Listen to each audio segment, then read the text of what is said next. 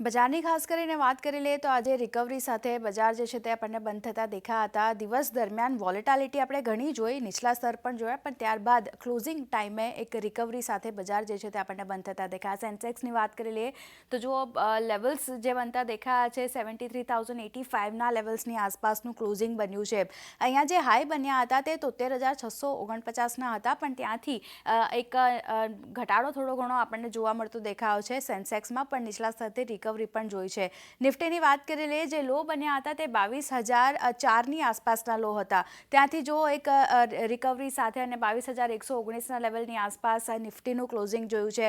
Bank નિફ્ટીમાં પણ નીચલા સ્તરેથી સારો સુધારો છેલ્લા કલાકોમાં આપણે જોયો અને 48,114ના લેવલ્સની આસપાસનું ક્લોઝિંગ બેંક નિફ્ટીમાં જોવા મળ્યું છે. જ્યારે મિડકેપની વાત કરી લઈએ તો અહીંયા પણ એક સારી રિકવરી જોઈ છે અને ગ્રીન ઝોનમાં ખાસ કરીને બંધ જે છે તે મિડકેપ ઇન્ડેક્સ આપણને થતો દેખાયો છે અને સ્મોલ કેપમાં પણ એક સારી રિકવરી જે છે તે આપણે જોઈ હતી. સેક્ટરની વાત કરી લઈએ કે કયા સેક્ટર આજે સપોર્ટિવ રહેતા દેખાય છે બજારને, તો જુઓ નિફ્ટી પીએસસી ઇન્ડેક્સ 1%થી વધુની અપસાઇડ અહીંયા બનતી દેખાય. નિફ્ટી રિયલ્ટી, મેટલ, આઈટી આ ઇન્ડેક્સ એવા રહ્યા જ્યાં શરૂઆતથી જ એક સારી તેજી જે છે તે આપણા બધા સેક્ટરમાં જોઈ છે અને સપોર્ટ જે છે બજારને આ સેક્ટર તરફથી આજે મળ્યો છે.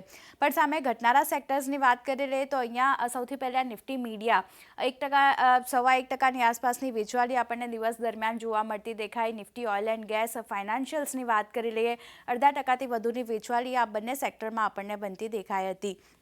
વાત કરી લઈએ સ્ટોક સ્પેસિફિક એક્શનની તો નિફ્ટીના વધનારા શેર્સમાં સૌથી પહેલાં બીઈએલનું કાઉન્ટર છે.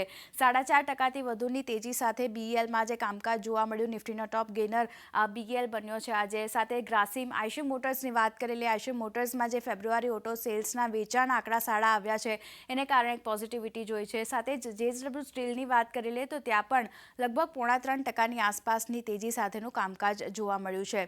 પણ ઘટનારા શેર્સની વાત કરી લઈએ તો ત્યાં પણ બજાજ ઓટોનું કાઉન્ટર છે જ્યાં એક આપણને નેગેટિવિટી બનતી દેખાય. કોલ ઇન્ડિયા, અહીંયા જે બિઝનેસ અપડેટ થોડા ઘણા નબળા આવ્યા છે એને કારણે એક નેગેટિવિટી સાથેનું કામકાજ જોયું. રિલાયન્સ, એચડીએફસી બેંક બધામાં જુઓ લગભગ 1%થી 2% સુધીથી વધુની વેચવાલી જે છે તે આજના દિવસે બનતી દેખાઈ હતી. મિડકેપમાં જે રિકવરી આવી તો સૌથી પહેલાં ત્યાં એક્શન કઈ તરફ સ્ટોક સ્પેસિફિક જોઈ લઈએ કે આ સ્ટોક્સે પરફોર્મ કર્યું છે.